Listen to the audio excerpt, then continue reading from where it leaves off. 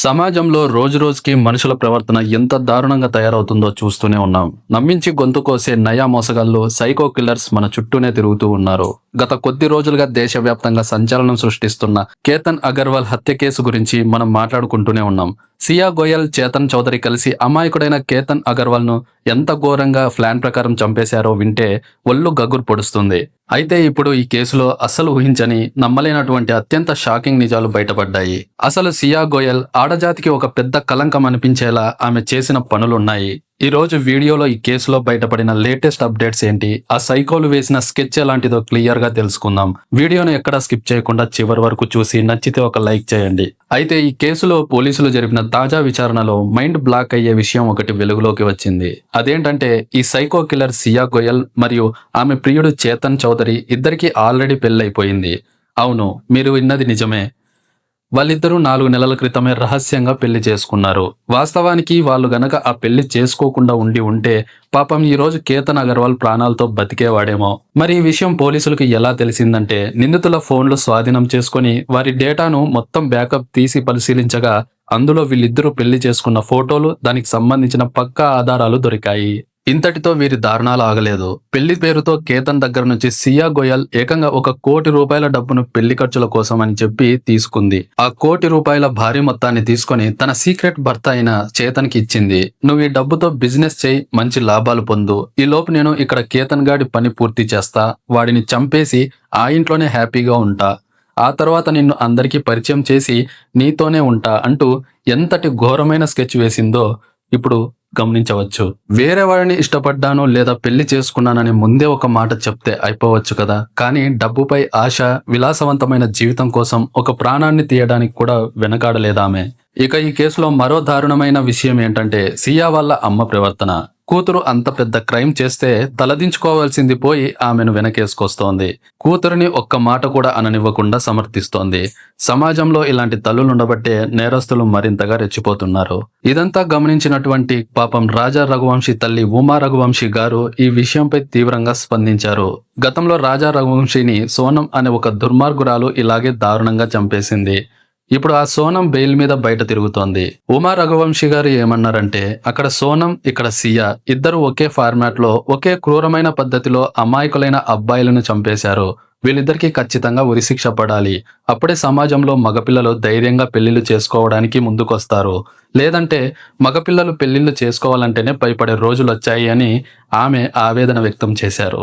నిజంగానే ఆమె అన్న మాటల్లో ఎంతో సత్యం ఉంది. అసలు ఈ సియా గోయల్ ఎంతటి సైకోనో తెలియజేసే మరో సాక్ష్యం ఆమె గూగుల్ సెర్చ్ హిస్టరీలోనే దొరికింది. హత్య చేయడానికి ముందు ఆమె ఇంటర్నెట్ లో ఏం వెతికిందో తెలుసా? ఆడవాళ్లు హత్యలు చేస్తే ఎలాంటి శిక్షలు పడతాయి, ఒకవేళ దొరికితే పోలీసులు ఆడవాళ్లను కూడా కొడతారా, ఆడవాళ్లు దొరికితే జైల్లో ఎక్కడ ఉంచుతారు, అక్కడ ఫుడ్ ఏం పెడతారు, ట్రీట్మెంట్ ఎలా ఉంటుంది, ఇలాంటి విషయాలన్నీ గూగుల్లో సెర్చ్ చేసింది. అంటే తను దొరకననే నమ్మకంతోనే చంపాలనుకుంది. ఒకవేళ పొరపాటున దొరికిపోయినా ఎలాంటి ఇబ్బందులుంటాయి అని ముందే ప్లాన్ చేసుకుందన్నమాట. అంతేకాదు సోనం కేసును కూడా ఈమె బాగా స్టడీ చేసింది. సోనం వెపన్స్ వాడడం వల్లే పోలీసులకు దొరికిపోయింది కాబట్టి మనం ఎలాంటి వెపన్స్ వాడకూడదు అని డిసైడ్ అయిపోయింది. అందుకే కేతన్ను ఏదైనా ఎత్తైన ప్రదేశానికి తీసుకెళ్లి అక్కడ నుంచి కిందకు తోసేస్తే అది ప్రమాదవశాత్తు జరిగిన మరణంలా నమ్ముతారని ప్లాన్ చేసింది. ఆ ప్లాన్ ప్రకారమే జూన్ 14వ తారీఖున మొదటిసారి హత్యాయత్నం చేసింది. ఒక ఎత్తైన ప్రదేశం నుండి కేతన్ను తోసేసింది. కానీ అదృష్టవశాత్తు కేతన్ బతికాడు. అయితే ఆ అమాయకపు కేతన్ సియాను ప్రాణం కన్నా ఎక్కువగా నమ్మడం వల్ల ఆమె పొరపాటున చేయి తగిలి తోసేసిందని చెప్తే నిజమేనని నమ్మేశాడు. పాపం ఆ నమ్మకమే అతని పాలిట శాపమైంది. ఆ తర్వాత జూన్ 18వ తారీఖున మళ్లీ ప్లాన్ చేసి ఈసారి ఇంకా ఎత్తైన ప్రాంతానికి తీసుకెళ్లి అక్కడి నుంచి దారుణంగా తోసేసి చంపేసింది. అయితే కేతన్ అగర్వాల్ ఫ్యామిలీకి మొదటి నుంచే అనుమానం ఉంది. ఎందుకంటే కేతన్ అజాగ్రత్తగా ఉండేవాడు కాదు. పైగా అతను ట్రెక్కింగ్ లో స్పెషలిస్ట్. అంత సులభంగా ట్రెక్కింగ్ చేసే వ్యక్తి కింద పడిపోవడం అసాధ్యం. కాబట్టి ఇది పక్కా మర్డర్ అని వాళ్ళు గట్టిగా నమ్మారు. ఇక సియా చేసిన ఓవర్ యాక్షన్ కూడా ఆమెను దొరకబుచ్చుకునేలా చేసింది. కేతన్ చనిపోయాక సోషల్ మీడియాలో పోస్టుల మీద పోస్టులు, ఏడుస్తున్నట్టు వీడియోలు పెడుతూ విపరీతమైన డ్రామాలు చేసింది.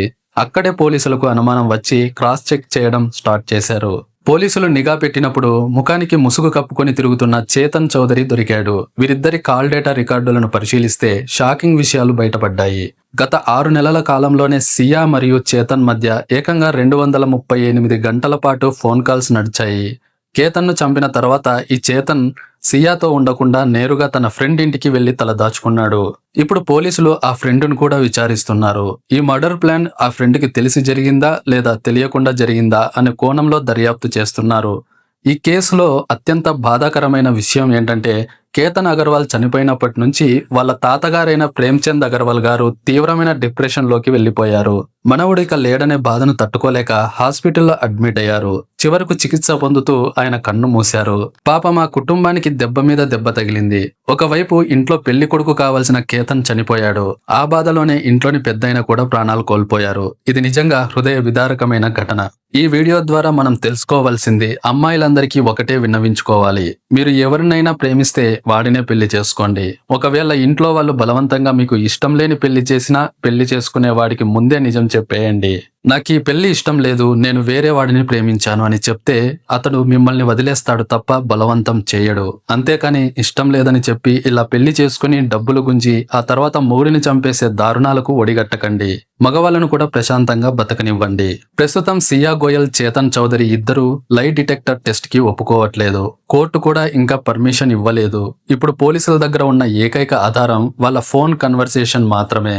అయితే వాళ్ళు నార్మల్ మెసేజ్లు కాకుండా ఎమోజీలతో ఎక్కువగా మాట్లాడుకున్నారు. ఆ ఎమోజీల వెనుక ఉన్న కోడ్ లాంగ్వేజ్ ను డీకోడ్ చేస్తే తప్ప పూర్తి నిజాలు బయటికి రావు.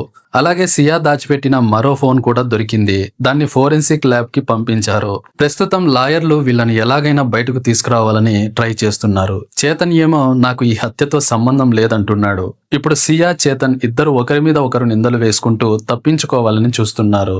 వీళ్లకు కేవలం 20 సంవత్సరాలు వయసే ఉందంటే నమ్మబుద్ధి అస్సలు కావడం లేదు. ఇంత చిన్న వయసులో సైకోలు కూడా ఊహించని రేంజ్లో ప్లాన్ చేసి ఒక ప్రాణాన్ని తీసేశారు. వీళ్లకు కఠినమైన శిక్ష పడాలని కోరుకుందాం.